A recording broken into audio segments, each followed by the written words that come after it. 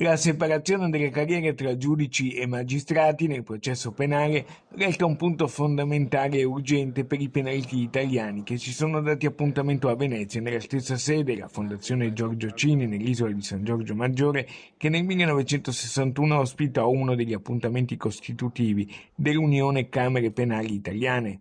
Questo importante convegno è stato organizzato con il supporto della Camera Penale Veneziana guidata dal presidente Renato Barberini.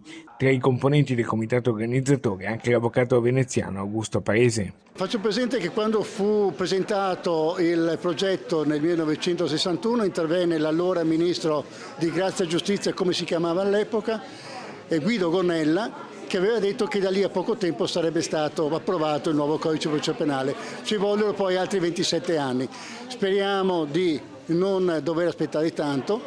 Noi come Camere Penali, come Unione delle Camere Penali, appoggiamo e facciamo nostra il progetto, disegno e la modifica di carattere costituzionale della separazione delle carriere, perché è funzionale alla realizzazione del vero codice accusatorio. È un evento che ha una grande forza simbolica, evocativa, e sotto questo profilo oggi cerchiamo di recuperare quei principi che erano già stati germogliati nel 1961 e riportarli al loro originale significato. Circa 400 partecipanti da tutta Italia, il massimo consentito dalla capienza, in rappresentanza di ben 11.000 iscritti.